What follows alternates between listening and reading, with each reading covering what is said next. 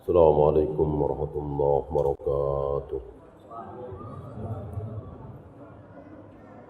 Innal hamdalillah nahmaduhu wa nasta'inuhu wa nastaghfiruh wa na'udzu billahi min shururi anfusina wa min sayyiati a'malina. May yahdihillahu fala mudilla lahu wa may yudlil fala hadiya lahu. Asyhadu an la ilaha illallah wahdahu la syarika lah wa asyhadu anna Muhammadan abduhu wa rasuluhu wa ba'd. Ayuhal ikhwah, sore ini insyaallah taala kita akan bahas sesuatu yang pasti akan datang kepada kita, sementara yang lain belum pasti. Antum yang sudah menyiapkan diri untuk segera menikah, undangan sudah disebar, pastikah hari pernikahan itu akan datang? Jawabnya, belum pasti. Belum pasti. Saya kira tidak ada yang berani memastikan. Belum pasti. Antum yang sebentar lagi akan lahir anak pertama atau cucu pertama, menunggu hari,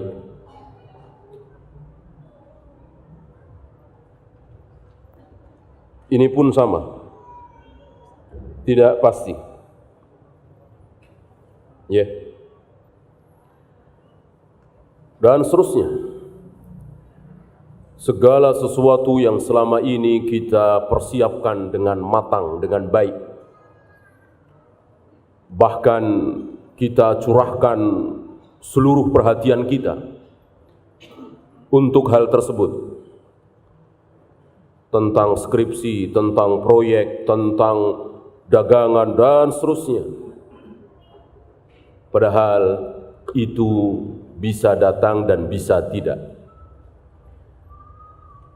Adapun kematian pasti. Tidak ada satupun dari kita yang mengatakan saya belum tentu mati. Mungkin saya tidak akan mati. Gak ada. Gak ada seorang manusia yang berbicara seperti itu. Hatta orang kafir. Hatta orang Amerika, Jepang, Inggris, Perancis, Jerman yang gak kenal dalil, gak kenal wahyu, mereka sepakat bahwa mati pasti akan datang. Hanya bedanya kalau mereka tidak realistis, tidak sesuai dengan kenyataan. Adapun kita realistis. Mereka seolah membodoh-bodohin diri dengan menutup simbol-simbol kematian itu. Orang kafir tidak suka dengan simbol-simbol kematian. Mayat, kuburan, ini kan simbol-simbol kematian. Oleh mereka ditutup serapat-rapatnya. Mereka enggak mau melihat mayat terbujur. Ya. Mereka tidak mau melihat kuburan itu serap. Adapun Nabi SAW menghendaki mayat itu tertutup apa terlihat kain kafannya. Tertutup apa terlihat? Nah, jawab terlihat. Tidak ada riwayat Nabi menutup mayat yang sudah terbungkus dengan kain kafan lalu ditutup lagi dengan keranda, dengan peti dan seterusnya. Jadi mayat itu terbujur, terlihat. Terbungkus oleh kain kafan, terlihat. Sengaja Nabi melakukannya. Dan Nabi menyolati mayat tidak di tempat tertutup. Tapi Nabi menyolati mayat di tempat terbuka. Tidak ada riwayat, belum pernah ada riwayat Nabi sholat mayat di masjid. Bahkan ada dalil, barang siapa yang menyolati mayat di masjid, dia tidak dapat apa-apa. Maksud tidak dapat apa-apa di sini, tidak ada keutamaannya, bukannya tidak sah. Tetap sah, berpahala, tapi tidak ada keutamaan. Yang utama sholat mayat itu di mana? Di tanah lapang, terbuka, siapapun bisa melihat. Dan itu yang dilakukan oleh Nabi SAW. Apa yang dilakukan oleh Nabi di satu tempat terbuka yang bernama Al-Musalla, yaitu sholat Id, Idul Fitri, Idul Adha, sholat istisqa, dan sholat mayat. Sunnah sholat mayat itu di tempat terbuka, di kita halaman sekolah, halaman masjid, bukan di masjidnya. Walaupun di masjid boleh, sah. Agar apa? Tadi, agar nasihat itu sampai. Karena nasihat itu kadang ada suaranya, bunyinya, tulisannya, kadang tidak ada. Nah, mayat ini nasihat yang tidak bersuara. Coba antum ada niat mau misalnya ketemu mantan, misalnya. Karena satu hal, entah apa ya, setan lewat, antum ada rencana, sudah SMS-an janjian sama mantan dulu, makan malam bersama, berdua, ya. Dulu antum mencintai dia, dia mencintai antum. Tiba-tiba antum melihat mayat terbujur, ya, apalagi mayat itu teman dekat antum, saudara dekat antum. Insya Allah antum akan batalkan niat itu. Insya Allah. Dengan melihat itu ada ketakutan. Inilah salah satu hikmah kenapa mayat itu jangan ditutup, tapi diperlihatkan. Ya, itulah al-maut. Beda dengan orang kafir. Dimasukkan ke dalam peti, peti dimasukkan ke dalam ambulan. Adapun Nabi tidak, terbuka dan digotong, ditandu, dipikul, bukan dimasukkan ke dalam sesuatu kendaraan. Ya, agar apa? Tadi, ya. Karena kita ini manusia, bukan malaikat. Malaikat tidak butuh nasihat karena tidak punya hawa nafsu. Sekali taat kepada Allah, besok, lusa, bulan depan, tahun depan akan seperti itu terus. Keinginan malaikat cuma satu. Apa? Keinginan malaikat cuma satu, yaitu taat kepada Allah. Apapun perintah Allah, sami'na wa ata'na, itulah malaikat. Tidak ada hawa nafsu. Beda dengan kita. Kita ada hawa nafsu, ada birahi, ada ingin makan, minum, marah, tersinggung, dan seterusnya. Iri. Itu ada pada diri kita. Maka kita butuh nasihat. Kita butuh nasihat. Dan perlukah nasihat itu diulang-ulang? Perlukah nasihat itu diulang-ulang? Perlu. Maka antum jangan mengira ngaji itu, taklim itu seperti pelajaran sekolah. Itu mau udah pernah. Ya. Ngaji apa? Usul salasah. Oh, saya udah khatam. Usul salasah saya sudah khatam. Ini tidak tepat ucapan ini. Karena di dalam pelajaran itu ada nasihat. Nasihat itu perlu diulang-ulang. Kalau matematika, fisika, biologi diulang-ulang bosan kalau sudah tahu. Agama tidak. Karena ada nasihat, butuh kita kepada nasihat. Bahkan nasihat yang tidak bersuara, yaitu al-maut. Salah satunya al-maut, bukan satu-satunya, ya. Banyak nasihat yang tidak bersuara. Ketika kita melihat saudara-saudara kita terkena musibah, ketika kita melihat berbagai banyak hal yang membuat kita sadar, itu pun kan nasihat. Salah satu yang besar nasihat yang tidak berbunyi, tidak bersuara adalah al-maut. Dan terhadap kematian ini kita disuruh mengingat-ingat, disuruh melupakan. Mengingat-ingat. ketika Nabi selesai mengubur mayat, apa kata beliau? Limithli hadzal yaum fa'iddu. Limithli hadzal yaum fa'iddu. Untuk hari seperti inilah hendaklah kalian bersiap-siap. Untuk hari seperti ini bersiap-siaplah kalian. Maka wajib kita bersiap. Beda dengan orang kafir tadi. Mereka siap untuk apa? Siap untuk hidup. Bagaimana setelah lulus? Bagaimana kalau sudah berkeluarga? Bagaimana hari tua? Itu saja yang dipikir. Bagi orang kafir tidak memikir bagaimana setelah mati. Padahal Nabi mengatakan tadi, limithli hadzal yaum fa'iddu. Persiapkan diri kalian untuk menghadapi hari seperti ini. Hari yang tidak ada manfaat lagi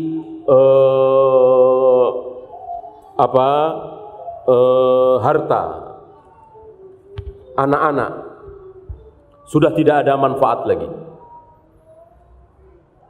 Apa yang bermanfaat di hari itu? Apa yang bermanfaat? Sesuatu yang selama ini kita kecilkan. Salat berjamaah di masjid, menutup aurat, baca Al-Quran, sedekah, yang selama ini kita kecilkan. Justru hari itu besar sekali. Sementara yang hari ini kita besar-besarkan, pekerjaan, jabatan, kedudukan, bisnis, hari itu hilang, hapus. Maka kematian oleh Nabi disebut sebagai hadimil lazzat, pemutus kelezatan. Kelezatan itu diputus oleh kematian. Kelezatan sebagai seorang menteri, kelezatan sebagai seorang direktur utama perusahaan besar, kelezatan sebagai seorang presiden, kelezatan sebagai orang yang berpengaruh, hancur, habis, putus. Itulah al-maut. Sementara sakit, istirahat, pensiun, PHK belum memutus. Ketika saya pensiun dari seorang menteri, masih ada sisa-sisa kelezatan itu. Ketika saya sakit, saya masih bisa merasakan kenikmatan seorang direktur perusahaan besar. Adapun mati, putus seputus-putusnya. Gak ada sisa sama sekali. Maka kelak tidak ada orang menyesal saat dia mati. Kenapa dulu saya cuman satpam? Kenapa dulu saya cuman OB? Kenapa dulu saya cuman tukang ojek? Gak ada. Sedikit pun tidak ada. Yang ada apa? Kenapa dulu saya tidak sholat berjamaah di masjid? Kenapa dulu saya jarang sekali baca Al-Quran? Kenapa dulu saya tidak banyak-banyak duduk di majelis ilmu? Kenapa dulu saya sedikit sedekah? Maka orang mati mengucapkan sebagaimana yang Allah firmankan, fa as-saddaqa wa akum minas sholihin. Kenapa dulu aku tidak bersedekah dan tidak beramal soleh?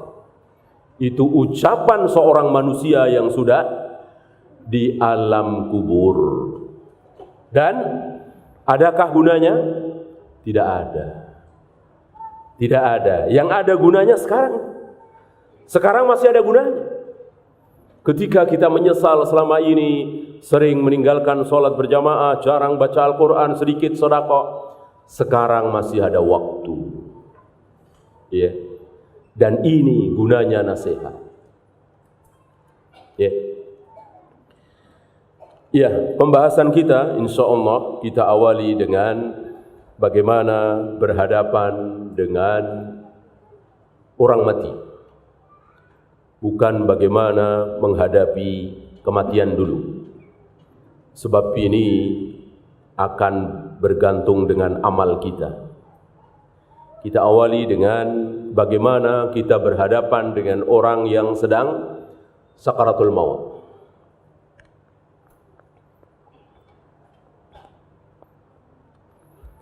Islam mengajarkan kepada kita untuk saling tolong menolong sesama muslim. Teman antum belum bayar kontrakan, sunnah bagi antum, dianjurkan oleh Allah dan Rasulnya membantunya. Teman antum tidak ada uang untuk membayar SPP anaknya, antum bantu. Itulah kehidupan kaum muslimin. Ta'awanu 'alal birri wat taqwa. Bertolong-tolongan dalam kebaikan. Bagaimana ketika saat sakaratul maut, ketika teman kita sebentar lagi mau meninggalkan kita untuk selama-lamanya, masihkah kita bisa menolong? Masih. Dengan apa? Dengan talqin. Apa yang kita talqinkan, tuntunkan di telinga dia? La ilaha illallah.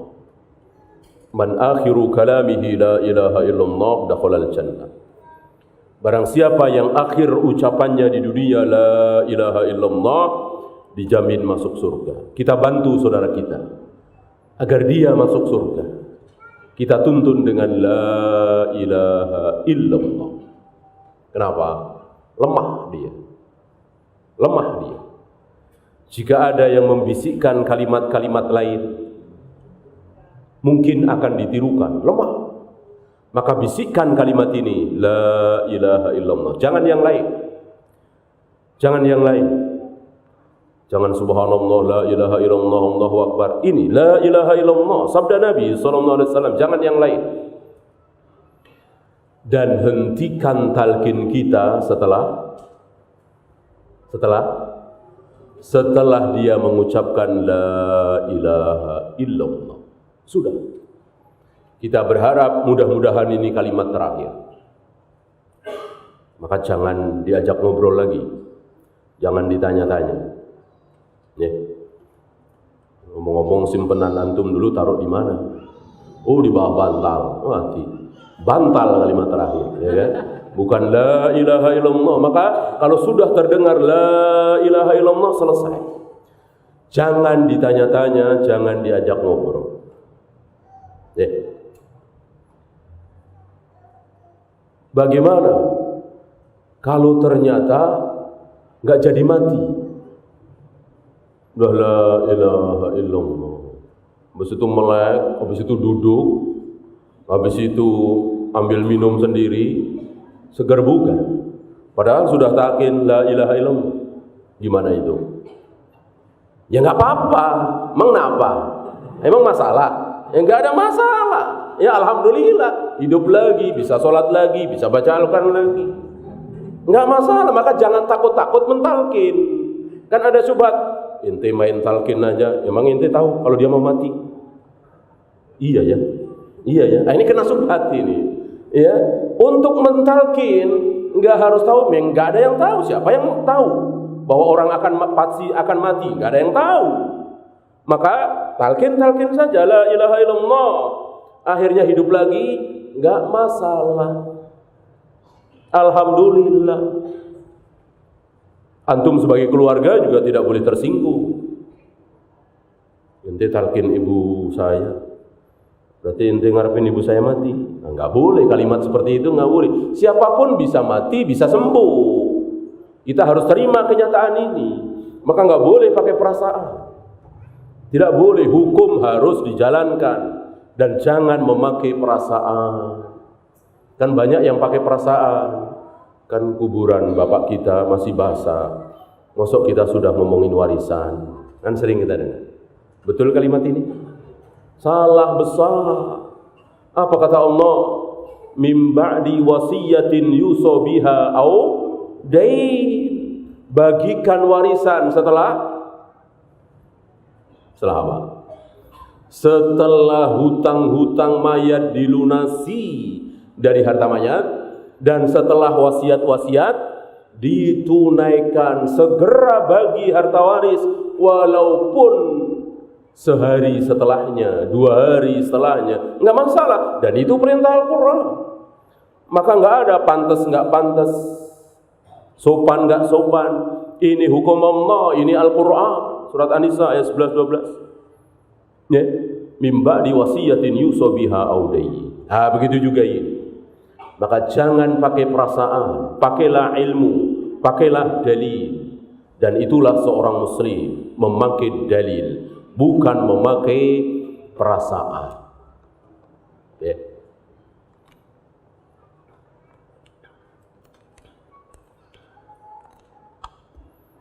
Kalau Rasul dan para sahabat pakai perasaan, mungkin tidak ada perbudakan, tidak ada wanita-wanita tawanan perang dibagi-bagikan. Bagaimana perasaan mereka? Suaminya masih ada, ditangkap orang-orang kafir. Ini diambil istri-istrinya, anak perempuannya, dibagi-bagikan. Ini hukum Allah, ini halal, ini boleh. Allah Rabbul Alamin yang menghalalkan. PBB mau bilang apa, HAM mau bilang apa, ini Allah dan Rasulnya boleh. Ketika kaum muslimin memenangkan sebuah peperangan, laki-lakinya ditangkap, dijadikan budak, boleh dibunuh. Wanita dan anak-anaknya dijadikan budaknya kaum muslimin. Dan ini yang dilakukan oleh Rasul dan para sahabat. Memakai ilmu, memakai dalil, memakai wahyu, bukan memakai perasaan. Ya.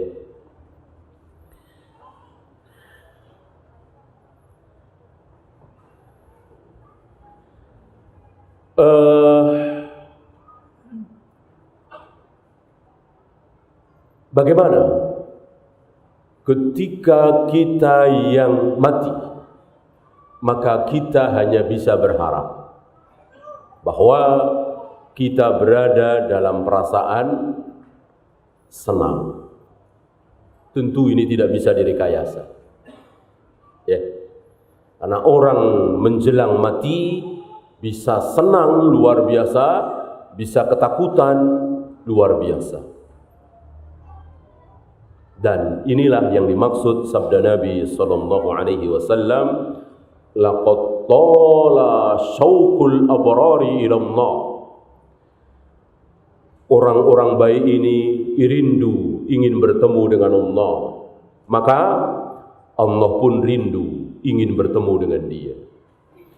Sementara orang-orang kafir ahli maksiat ini tidak suka bertemu dengan Allah, sama Allah pun tidak suka bertemu dengan Dia.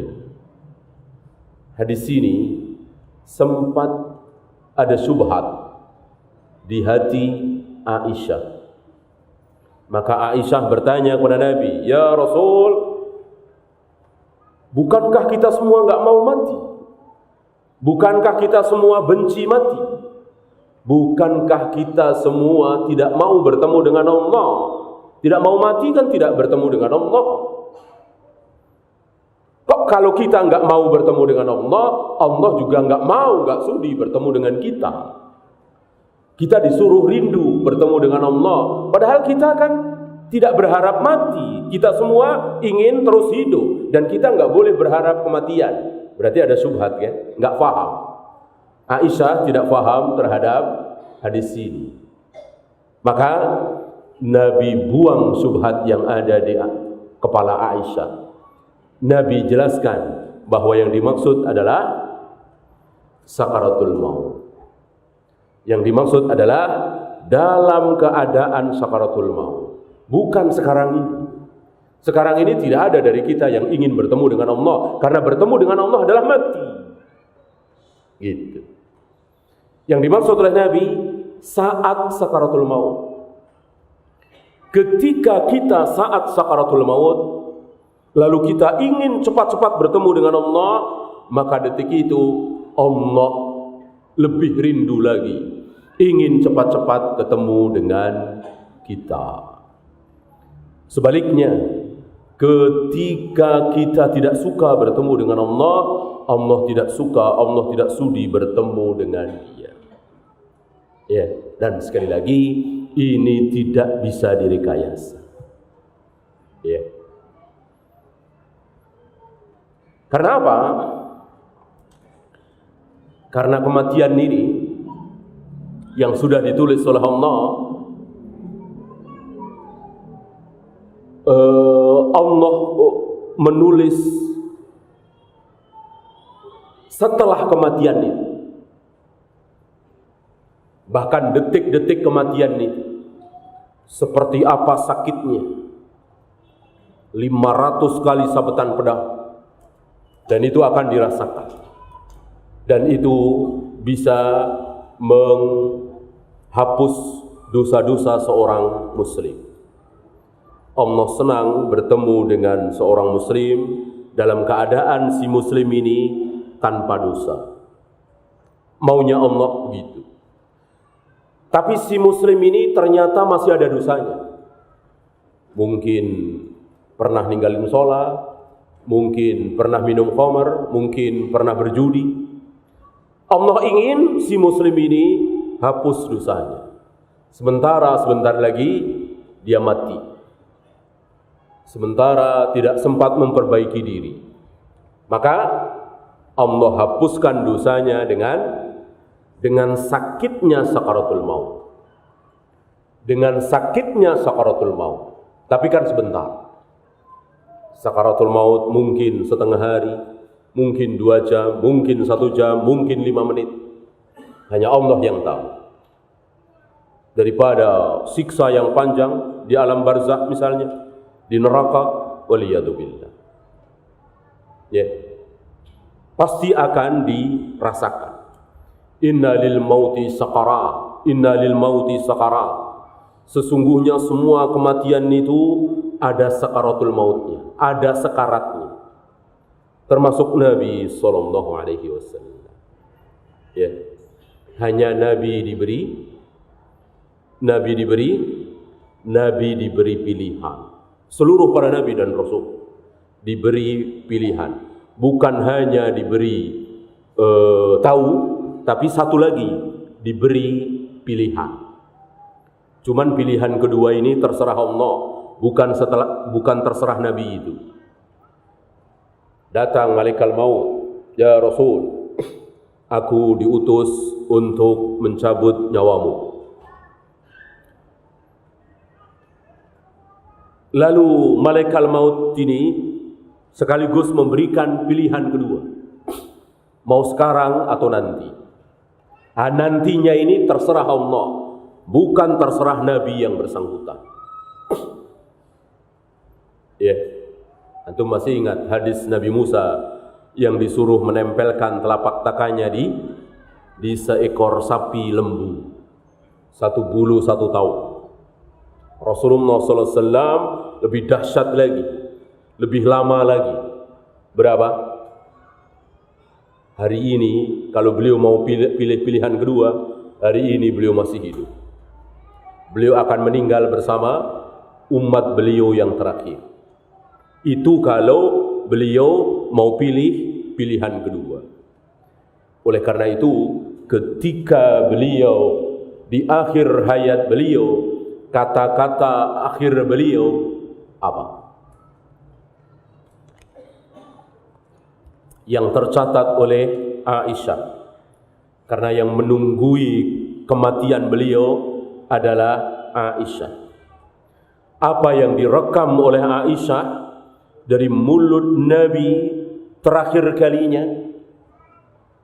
Allahumma ar-rafiqul a'la, Allahumma ar-rafiqul a'la. Ya Allah teman tertinggi, ya Allah teman tertinggi. Itu kalimat terakhir yang keluar dari lisan Nabi SAW. Bukan la ilaha illallah.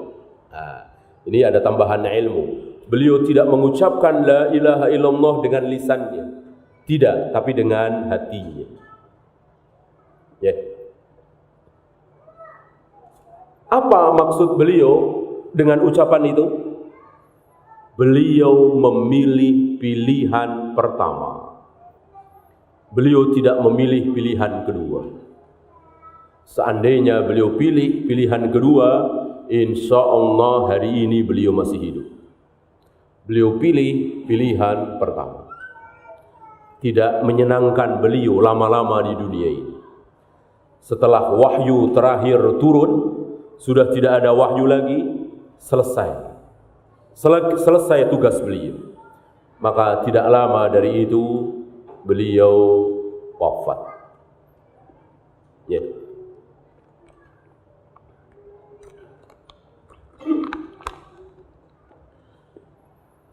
Setelah Allah mengumpulkan ludahku dan ludah beliau, ini kata Aisyah, dan beliau berada di antara leher dan dadaku, berarti di pelukan Aisyah radhiyallahu anha. Kenapa? Beliau wafat dalam keadaan ludah Aisyah berada di mulut Nabi. Abdurrahman bin Abu Bakar datang. Abdurrahman bin Abu Bakar datang, abangnya Aisyah, membawa siwak. Mata Nabi melihat ke siwak itu, sudah tidak sanggup berbicara, sudah lemah untuk berbicara. Aisyah sadar, faham bahwa Nabi ingin bersiwak. Lihat, dan apa yang menjadi pemahaman Aisyah itu benar. Nabi tidak menolak. Nabi manusia yang sangat-sangat perhatian terhadap kebersihan, terutama kebersihan mulut, gigi. Dan ini ada sesuatu, sebagaimana yang dicontohkan oleh Rasul dan para sahabat yang tidak pernah meninggalkan siwak. Lalu siwak itu aku ambil, kata Aisyah. Aku gigit-gigit agar tidak terlalu keras. Lalu aku gosok-gosokkan di gigi dan mulut Nabi sallallahu alaihi wasallam. Tidak lama setelah itu beliau wafat. Maka beliau wafat membawa ludah Aisyah. Ketika digigit-gigit oleh Aisyah, tentu ludah Aisyah menempel di siwak itu. Dan langsung digosokkan ke mulut, ke gigi Nabi, tidak diusap dulu, tidak dilap dulu. Ya, itu maksud Aisyah. Dan hadis ini diriwayatkan oleh Bukhari, Muslim, Abu Daud, Nasai dan lain-lain. Siapa yang paling tidak suka dengan hadis ini? Siapa yang paling benci dengan hadis ini? Rafidah, Syiah Rafidah. Maka mereka ngarang-ngarang cerita. Dan cerita itu sampai di negeri kita. Dari awal sampai akhir palsu semua. Apa yang pernah antum dengar dari mereka? Masuk di dunia kaum muslimin. Tidak sadar Rafidah memasukkan hadis palsu ini. Seolah Nabi bersama Fatimah, Ali, Hasan, Husain. Ya. Fatimah berkata kepada Nabi, "Ya Rasul, ada yang mengetok-ngetok pintu, ingin masuk." Siapa dia? Aku enggak tahu ya Rasul. Mukanya aneh. Ya. Dan seterusnya antum tahu ya. Ini karangan cerita, mereka enggak mau. Kalau Rasul manusia termulia ini meninggal di pelukan seorang wanita lacur, kata mereka. Luar biasa mulut mereka. Aisyah dibilang wanita lacur. Mirip dengan pendahulu mereka. Siapa pendahulu mereka? Yahudi. Apa tuduhan Yahudi terhadap Maryam? Wanita lacur. Wanita semulia Maryam dituduh wanita lacur. Wanita semulia Aisyah As-Siddiqah binti Siddiqul Akbar dibilang wanita lacur. Ya. Maka tidak syak lagi dan tidak berlebihan ketika dikatakan Rafidah adalah bikinan Yahudi. Terlalu banyak bukti yang menunjukkan kesamaan antara Rafidah dengan Yahudi. Banyak sekali, bukan pembahasan kita. Ya. Kita lanjutkan tentang sakaratul maut Nabi sallallahu alaihi wasallam.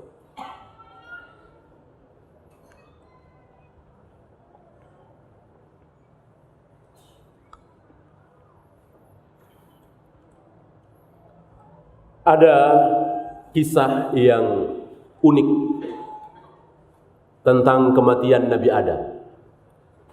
tadi Nabi Muhammad SAW. Ini pelajaran bagi kita. Satu ketika Adam diperlihatkan oleh Allah calon anak cucu beliau. Diperlihatkan. Insya Allah termasuk kita. Adam melihat. Entah berapa miliar manusia diperlihatkan oleh Allah pada Adam. Nih, calon anak cucumu. Adam melihat. Adam melihat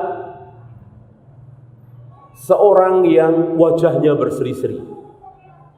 Wajahnya berseri-seri. Adam bertanya kepada Allah, ya Allah, siapa dia? Dijawab oleh Allah, siapa? Sudah dengar nanti siapa? Nabi Daud alaihi salatu wassalam. Dia adalah salah satu anak cucumu, Daud, Nabi. Ya. Bapak dari Nabi Sulaiman. Bapak dari Nabi Sulaiman alaihi wassalatu wassalam. Adam bertanya kepada Allah, berapa umurnya? Allah menjawab 60 tahun. 60 tahun. 60 tahun. Adam mengatakan pendek sekali. Kita tahu umur Nabi Adam, umur Nabi Nuh berapa? 1000 tahun. Ya. Nabi Musa kira-kira 500 tahunan. Nabi Muhammad SAW dan umatnya antara 60 sampai 70. Nabi Daud, kata Allah, dia umur 60 tahun. Kata Nabi Adam, pendek sekali. Tolong tambahkan ya Allah 40 tahun lagi, biar pas 100 tahun. Kata Allah, tidak bisa, kecuali diambilkan dari umurmu. Diambilkan dari umurmu. Umurmu 1000 tahun. Ambil 40 menjadi 960. Yang 40 buat salah satu cucumu Daud. Adam setuju. Diambilkan 40 tahun. Dan Allah membikin catatan. Di sini dibawakan oleh Imam Bukhari dalam bab sunnahnya mencatat perjanjian, termasuk utang piutang, sebagaimana yang ditulis, yang difirmankan oleh Allah di ayat terpanjang dalam suratul Baqarah. Ya. 275 ya. Ditulis ya. Sampai waktunya Adam dicabut nyawa dalam usia berapa tadi? 960 tahun. Kan sudah diambil 40 tahun. Adam lupa, mungkin sudah ratusan tahun. Adam lupa. Maka dia mengatakan, ya Allah, bukankah umurku dijanjikan 1000 tahun? Aku baru 960 tahun. Allah katakan, bukankah engkau telah berikan 40 tahunnya untuk Daud? Lupa Adam. Allah sodorkan catatan itu. Ini luar biasa. Hadis ini ada di Sahih Bukhari. Sebuah kitab paling sahih di muka bumi ini setelah Al-Quran. Sepakat para ulama. Kitab paling sahih di muka bumi ini adalah Sahih Bukhari. Ya. Dan ini semua adalah gaib. Yang kita hanya tahu dengan wahyu. Tidak bisa dengan jalan lain. Ya. Bagaimana setelah kematian itu datang? Apa yang terjadi? Sebelum malaikat maut datang, ada malaikat yang datang terlebih dahulu. Siapa dia? Malaikat rahmat atau malaikat adab. tergantung mayat itu siapa. Kalau dia seorang muslim ahli taat, malaikat rahmat yang datang. Kalau dia seorang kafir, malaikat azab yang datang. Tidak mungkin dua-duanya, kecuali satu peristiwa. Saya kira antum pernah baca riwayatnya, di mana ada seorang yang mati, dua malaikat datang. Malaikat rahmat datang, malaikat azab datang. Yaitu seseorang yang pernah membunuh 99 tambah 1, 100 orang. Di luar dia, satu mayat, satu malaikat. Mungkin malaikat rahmat, mungkin malaikat azab. Dia datang sebelum malaikat maut. Dia menunggu. Sejauh mata memandang. Dia menunggu. Mungkin sekian puluh meter. Dia menunggu di situ. Yang ditunggu ini luar biasa. Seandainya kita tahu, barangkali semua orang husnul khatimah. Allah merahasiakan ini, enggak tahu. Termasuk yang sedang ditunggu ini enggak tahu. Kalau dia sudah dilihat oleh malaikat rahmat ini atau malaikat azab. Tidak selang lama datang malaikat maut. Bukan Israel malaikat maut. Al-Quran, Sunnah tidak ada menyebut kata Israel. Yang ada malaikat maut. Setelah dicabut si malaikat rahmat ini, dia membawa hanut. Hanut itu semacam olesan dari surga dan kain kafan. Hanut semacam olesan begitu dengan kain kafan. Dua-duanya dari surga. Itulah malaikat rahmat. Adapun malaikat azab, dia membawa hanut dan kain kafan, dua-duanya dari neraka. Ini untuk memisahkan mana yang beriman, mana yang kafir, mana yang muslim, mana yang non-muslim, mana yang bertauhid, mana yang syirik. Bukan memisahkan mana yang rajin sholat, mana yang malas sholat, tidak. Belum dipisahkan di situ. Nanti akan dipisahkan di akhirat. Apalagi mana yang rajin puasa sunat, mana yang nggak pernah puasa sunat, nggak ada, belum dipisahkan di situ. Di sini baru memisahkan mana yang muslim, mana non muslim, mana yang muslim, mana yang kafir, mana yang bertauhid, mana yang syirik. Pemisahan hanya di situ.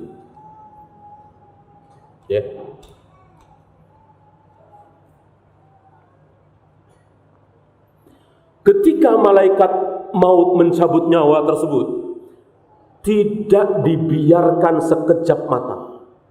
Langsung diolesi dengan hanut itu yang dari surga itu. Kita ambil contoh malaikat rahmat dulu. Dioleskan ruhnya itu, lalu dimasukkan ke dalam kain kafan itu, lalu dibawa ke atas.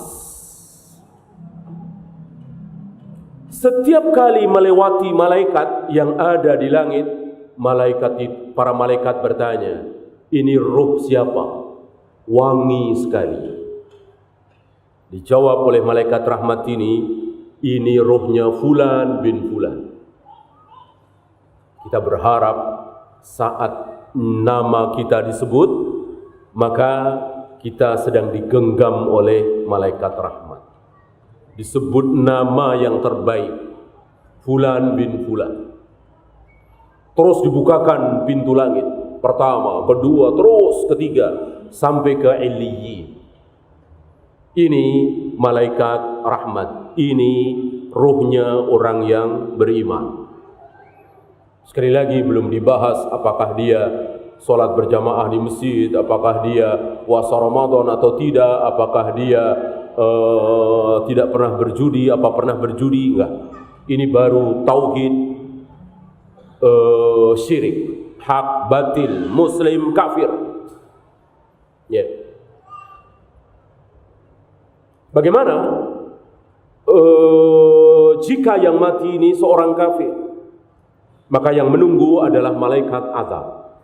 Setelah roh itu dicabut oleh malaikat maut, dalam sekejap mata langsung diolesi dengan hanud dari neraka itu dan dimasukkan ke dalam kain kafan dari neraka itu, lalu dibawa ke atas. Dan setiap kali melewati para malaikat, malaikat bertanya, roh siapa ini? Apa? Busuk sekali, baunya busuk sekali. Ya. Lalu disebut namanya oleh malaikat azab ini, Fulan bin Fulan, disebut namanya yang terburuk. Lalu malaikat ini minta izin untuk dibukakan pintu langit dan tidak diizinkan. Dan tidak diizinkan, lalu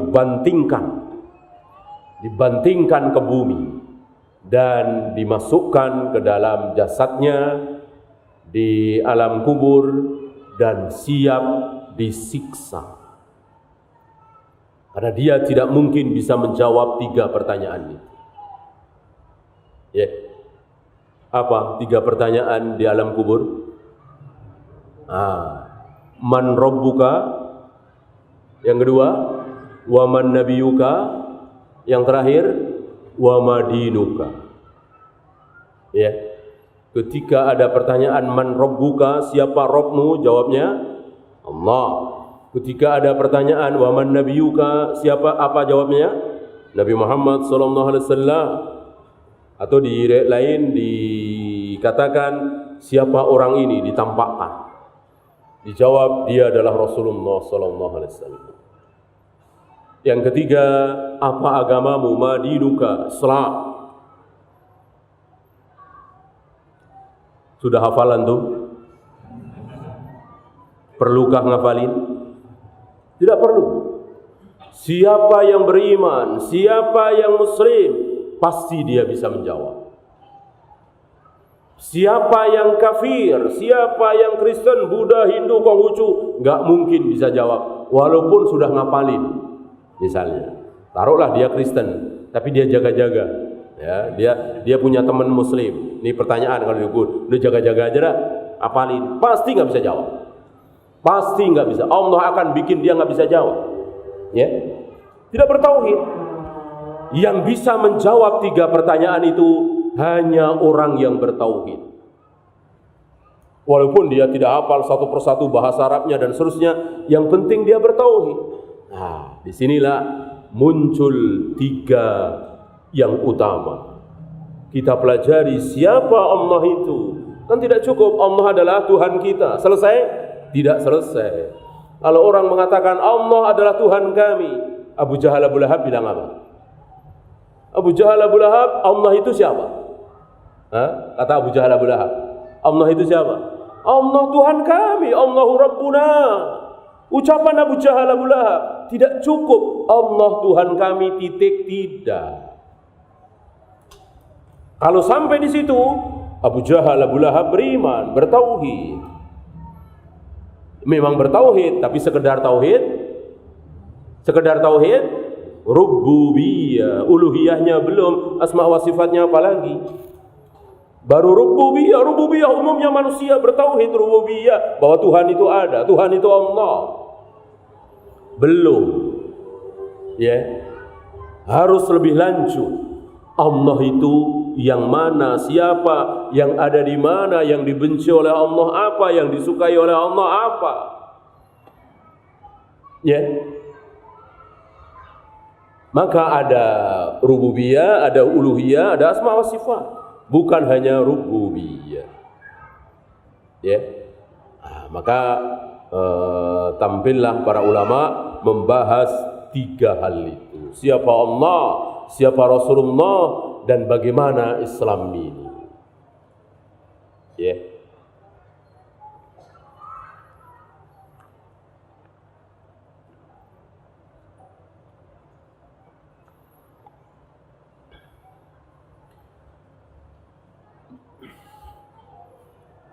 Apakah yang bisa menjawab 3 pertanyaan itu, yaitu seorang mukmin bertauhid pasti terhindar dari siksa kubur? Jawabnya Belum tentu. Belum tentu. Dia bisa jawab 3 pertanyaan itu tidak disiksa, tapi dia sering kencing tidak cebok misalnya. Atau yamsi fil ardi bin namimah, berjalan di muka bumi ini namimah, mengadu domba. Atau meninggalkan sholat, kan banyak hal-hal yang menyebabkan seseorang disiksa di alam kubur, tapi tidak kekal. Tidak kekal, pada satu ketika akan dihentikan. Beda dengan yang kafir ini. Yang kafir ini kekal selama-lamanya. Ya, yang kafir ini akan terus disiksa. Ketika menjawab 3 pertanyaan ini tidak bisa, yang keluar dari mulutnya ha, maka dipukul di antara 2 telinganya, sini. Ya, di antara 2 telinganya. Seandainya pukulan ini ditimpakan ke Gunung Uhud, maka hancur Gunung Uhud. Kayak apa pukulan ini? Dan dia menjerit kesakitan luar biasa.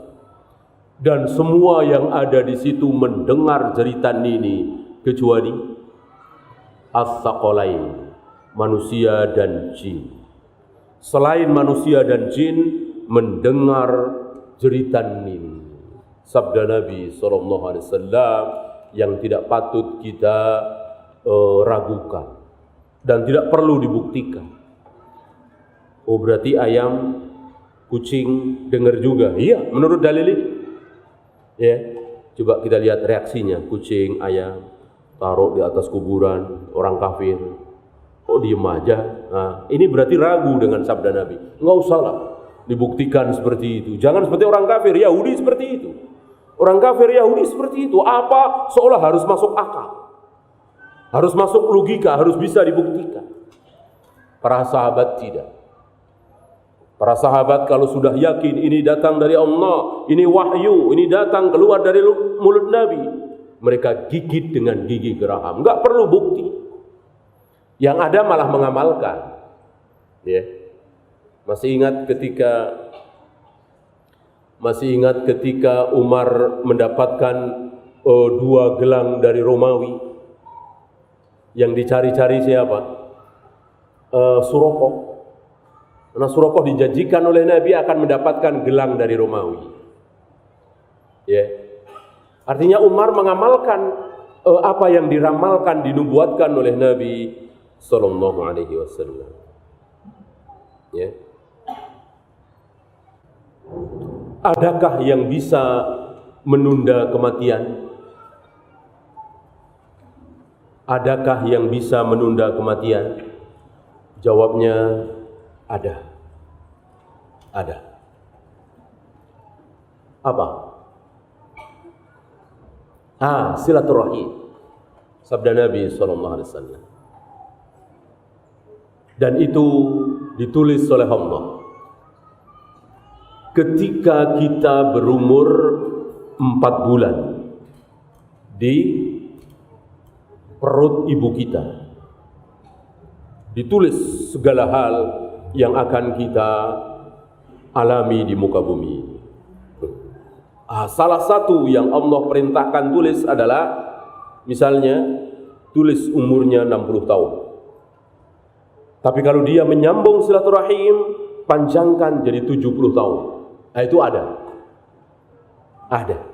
Nah, maka Nabi bersabda, barang siapa yang ingin diluaskan rizkinya dan dipanjangkan umurnya, maka falyasil rahimah, sambunglah silaturahim. Tentu kita semua ingin umur kita dipanjangkan. Maka datangi keponakan kita, paman kita, bibi kita, sepupu kita. Nomor 1 tentu ayah ibu kita. Mudah-mudahan ini bisa memanjangkan sesuai dengan apa yang ditulis oleh Allah tadi. Ya. Tentu Allah Maha tahu. Apakah akhirnya 60 atau 70, Allah sudah tahu. Nah, malaikat ini enggak tahu. Malaikat maut pencabut nyawa juga enggak tahu. Akan mencabut nyawa itu sesuai dengan dia menyambung silaturahim atau tidak. Silakan dibacakan.